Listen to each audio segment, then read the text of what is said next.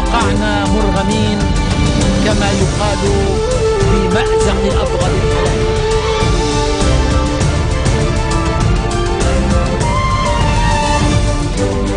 Bonjour à tous et merci de nous rejoindre sur Futur TV pour cette nouvelle édition de la rédaction. Voici les titres de ce journal. Un calme précaire s'installe à Tripoli au lendemain de violents combats entre partisans et opposants du régime syrien dans le centre de cette ville du nord du Liban. Et l'armée libanaise met en garde contre un complot visant à entraîner le Liban dans une guerre absurde et avertit qu'elle recourrait à la force pour y mettre fin. En Syrie, l'armée et le Hezbollah pourchassent les rebelles au nord de Qousser. L'ONU lance un appel de fonds, 5,2 milliards de dollars, un record historique pour aider plus de 10 millions de Syriens affectés par le conflit. Et à suivre également dans ce journal, la contestation anti-Erdogan ne démolisse pas en Turquie. De retour du Maghreb, le Premier ministre appelle à l'arrêt immédiat des manifestations et dénonce les anarchistes et les extrémistes. Alors je vous disais en titre, un calme précaire s'installe à Tripoli au lendemain de violents combats entre partisans et opposants du régime syrien dans le centre de cette ville du nord du Liban. Des heurts qui ont fait près de 30 morts et plus de 200 blessés en 3 semaines de combat. L'armée a intensifié ses patrouilles dans la ville, mené des perquisitions et riposté aux sources des tirs entre les quartiers de Bab el-Tebbene et Jabal Mohsen. L'armée libanaise a mis en garde ce vendredi contre un complot visant à entraîner le Liban dans une guerre absurde et a averti qu'elle recourrait à la force pour y mettre fin. Dans un communiqué, le commandement de l'armée souligne que certains groupes semblent déterminés à créer des tensions au niveau de la sécurité sur fond de division politique concernant les développements en Syrie.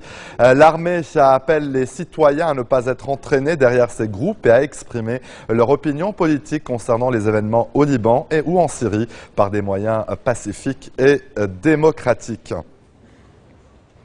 Avec nous en ligne, Georges Salouane, spécialiste de la politique libanaise. Bonsoir, Monsieur Salouane. Bonsoir, Monsieur Berberi. Alors, il s'agit du communiqué le plus ferme depuis le début de la révolte en Syrie, donc, et alors que les signes d'un débordement de la crise au Liban se multiplient. Oui, écoutez, en ce moment, la Syrie est en pleine déconfiture, et cette déconfiture qui va durer plusieurs années. Le régime du président Assad tient à sa garde prétorienne au pouvoir, au régime iranien, au Hezbollah et ses alliés qui le soutiennent sur le terrain, donc un peu de ce qui reste de son armée régulière. Je crains qu'on aille vers une religion, une implosion de la Syrie. Parce qu'en regardant ce qui se passe au Golan et le retrait des forces françaises et autrichiennes de Landau, cette guerre devient de plus en plus un sable mouvant pour le Hezbollah. Et je crains que la guerre de religion ne s'étende au Liban si la population du pays ne fait pas face courageusement à cet état de fait. Et c'est pourquoi je pense que actuellement au Liban, l'armée prend le devant. Le seul moyen pour contrer cette descente aux enfers au Liban, essentiellement à Tripoli, est de donner libre cours à l'armée libanaise pour prendre les mesures de sécurité adéquates et les faire appliquer. Monsieur Salouane, des personnalités chiites ont dénoncé la politique du Hezbollah en Syrie et au Liban, dont l'ancien ministre Ibrahim Shamseddine, le fils de l'ancien chef spirituel des chiites, Cheikh Mohammed Mehdi Shamseddine. Ah oui, mais c'est très normal, parce que là, le Hezbollah est là qui prend parti très clair pour le régime de Bachar el-Assad et qui s'immisce totalement militairement dans cette guerre syrienne. Eh bien, hélas, nous ressentons le danger d'un collateral damage au Liban, parce que là, il va engendrer, continue dans cet état de fait, dans cette lignée-là, à venir cette guerre au Liban. Et est-ce que, oui, en fin de compte, ce que nous craignons le plus, ce combat se déroule entre des factions syriennes et le Hezbollah et l'armée libanaise. Monsieur Salouane, ce vendredi, le chef du bloc parlementaire du courant du futur Fouad Signora a une nouvelle fois appelé les Hezbollah à retirer ses combattants de Syrie et l'armée à se déployer aux frontières. C'est la seule solution pour ne pas qu'il y ait une descente aux enfers, c'est-à-dire pour ne pas que la guerre de Syrie ne s'étende au Liban. Il faut que l'armée libanaise prenne le devant, qu'elle prenne des mesures bien adéquates, des mesures pratiques, qu'elle les fasse appliquer et qu'elle tienne toutes les rênes de la sécurité au Liban, et que le Hezbollah sache qu'il n'a pas de rôle à jouer en dehors du pays, en dehors du Liban, et qu'il ne faut pas qu'il s'initie dans cette guerre qui va nous emmener vers une intrusion totale, aussi bien en Syrie qu'au Liban et que dans toute la région. Voyons ce qui se passe en Turquie en ce moment-là. Georges Salouam, spécialiste de la politique libanaise, merci pour votre intervention. La question des réfugiés syriens au menu de la rencontre entre le président Sleiman et les ambassadeurs des 5 États membres permanents du Conseil de sécurité de l'ONU, en présence du ministre des Affaires étrangères Adnan Mansour. Le chef de l'État a souligné l'importance de la tenue d'une conférence internationale pour aider les pays qui accueillent les réfugiés. Sleiman a par ailleurs estimé nécessaire de renforcer les formalités de passage aux frontières et les conditions d'octroi du statut de réfugié. Plus d'un demi-million de réfugiés syriens vivent donc au Liban, selon les chiffres du Haut Commissariat des Nations Unies pour les réfugiés. Le Premier ministre désigné Tamam Salam s'est entretenu ce vendredi avec le député Ammar Houri et l'ancien ministre et député Fares Bouez. Lors d'un point de presse, les deux élus ont réitéré leur soutien aux efforts du Premier ministre désigné en vue de la formation d'un nouveau gouvernement d'intérêt national, et ce dans les plus brefs délais. Désigné le 6 avril dernier, Tamam Salam peine à former un nouveau gouvernement en raison surtout des divisions accentuées au Liban par la crise en Syrie.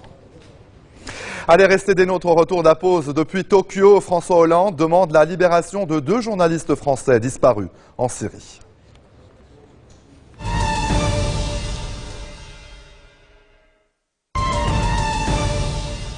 Retour sur le plateau de l'info, l'armée syrienne pourchassait ce vendredi des rebelles au nord de Qousser après avoir conquis cette ville avec l'aide des combattants du Hezbollah. Les combats se concentrent aux abords du village de Daba qui, selon les médias officiels syriens, est tombé jeudi aux mains du régime, et à Boued el-Sharqiya.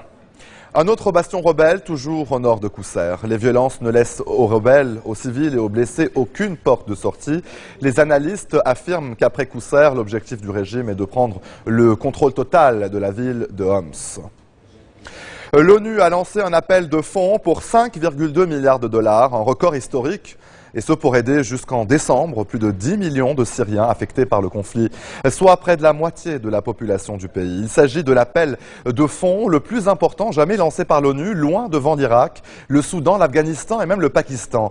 Les fonds demandés correspondent aux besoins de quelques 100 organisations humanitaires. L'ONU, qui en décembre avait demandé 1,5 milliard de dollars pour la Syrie, ne dispose pour l'instant que de 1 milliard. Le président français François Hollande a annoncé ce vendredi que 2 journalistes français étaient portés disparus en Syrie. Depuis Tokyo, où il est actuellement en visite d'État, il a exigé leur libération. La radio Europe 1 a confirmé qu'elle était sans nouvelles de 2 de ses reporters, précisant qu'il s'agissait de Didier François, 53 ans, grand reporter de la rédaction, habitué des zones sensibles, et d'Edouard Elias, 22 ans, photographe. Les 2 journalistes auraient été enlevés jeudi après-midi par 4 hommes armés entre les villes de Marea et Erbil, alors qu'ils faisaient route vers Alep. Il était en effet perdu avec ces 2 journalistes, sans qu'on en connaisse exactement encore les conditions. Et je ne donnerai pas d'informations qui pourraient les mettre davantage en danger. Mais je demande que ces journalistes soient immédiatement libérés, parce qu'ils ne sont pas le représentant ou les représentants de quelque État que ce soit. Ce sont des hommes qui travaillent pour que le monde puisse recevoir des informations. La situation en Syrie et l'analyse d'Alexandre Adler, spécialiste des relations internationales. Il s'est exprimé justement sur les ondes de nos confrères d'Europe 1. Les Iraniens se sont un peu cachés derrière les Russes à un moment donné, mais plus maintenant. Autant que les Russes prétendent vouloir créer une conférence internationale, on sait bien que l'Iran est le principal soutien du régime de Bachar Assad et qu'il s'est investi à travers ces combattants du Hezbollah qui sont à sa disposition, en payant bien entendu, je ne dis pas qu'ils font ça pour de l'argent, mais en tout cas en payant tous les frais de leurs amis libanais. Ce qui est déjà moins connu, parce que c'est moins aperçu, ce sont aussi des chiites iraniens irakiens du gouvernement, aidés par le gouvernement Nouri Maliki, qui de l'autre côté aussi s'infiltrent pour prêter main forte. Donc ce sont là des phénomènes qui, à ce niveau d'ampleur, sont nouveaux. Par ailleurs, Koussaïr est un endroit clé, puisque c'est un carrefour de route qui permet en fait de se rendre sans trop de difficultés depuis Damas, qui est encore aujourd'hui le cœur du pouvoir, jusqu'à la montagne alaouite, qui est le bastion que le régime Assad ne voudra jamais céder. Donc il était important de faire sauter ce verrou. Mais c'est peut-être une victoire à la Pyrrhus, parce que du coup, eh bien maintenant, le conflit est en train d'être importé au Liban sur une échelle beaucoup plus grande. Oui, ça veut dire qu'il est en train de s'internationaliser, ce conflit. C'est ce qu'on craint le plus. Si on prend une carte de la région qui va depuis la Méditerranée libanaise jusqu'au Golfe Persique avec Bassora, on a une imbrication de chiites et de sunnites qui autrefois vivaient à peu près en bonne intelligence. Si véritablement l'internationalisation du conflit syrien, c'est une guerre de chiites et de sunnites généralisée, ça va être une mêlée très confuse qui va atteindre Beyrouth et Bagdad avant peu. Alors c'est la raison pour laquelle effectivement on comprend la prudence sur la révélation sur les armes chimiques et la volonté coûte que coûte de faire se tenir un début de conférence internationale, d'essayer d'arrêter l'explosion qui est prévisible si on laisse la température monter comme cela de jour en jour, et c'est exactement le cas aujourd'hui. Dans le reste de l'actualité, la contestation anti-Erdogan ne démobilise pas en Turquie. Au lendemain de l'appel du Premier ministre à l'arrêt immédiat des manifestations, les protestataires accusent les islamistes au pouvoir de dérive autoritaire et réclament la démission du Premier ministre qui est rentré hier soir d'une tournée de 3 jours au Maghreb. Recep Tayyip Erdogan a dénoncé les anarchistes et les extrémistes qui défilent dans les rues et a remercié ses partisans de leur retenue. En visite d'État au Japon, le président français a fait un lapsus en présentant ses condoléances au peuple chinois pour les victimes de la prise d'otage d'In Amenas qui avait coûté la vie à 10 Japonais. L'Élysée plaide à la fatigue. François Hollande est arrivé jeudi à Tokyo pour une visite de 3 jours, une première pour un président français au Japon depuis 17 ans. Elle était à la fois championne de natation et star d'Hollywood dans les années 40 et 50. L'américaine Esther Williams est décédée à l'âge de 91 ans à Beverly Hills.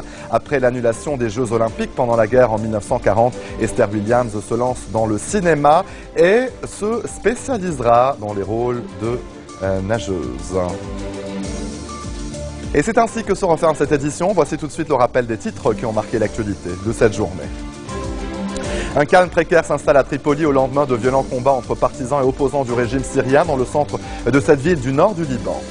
L'armée libanaise met en garde contre un complot visant à entraîner le Liban dans une guerre absurde et avertit qu'elle recourrait à la force pour y mettre fin. En Syrie, l'armée et le Hezbollah pourchassent les rebelles au nord de Qousser. L'ONU lance un appel de fonds de 5,2 milliards de dollars, un record historique pour aider plus de 10 millions de Syriens affectés par le conflit. Et la contestation anti-Erdogan se poursuit en Turquie de retour du Maghreb. Le Premier ministre appelle à l'arrêt immédiat des manifestations et dénonce les anarchistes et les extrémistes. Merci de votre attention. Retrouvez-nous tous les jours à 16h40 heure de Beyrouth. Vous pouvez également nous suivre en ligne au www.futurtvnetwork.com ou en téléchargeant gratuitement notre nouvelle application mobile Futur TV Lebanon. Excellente suite de programmes sur notre antenne et je vous dis à demain.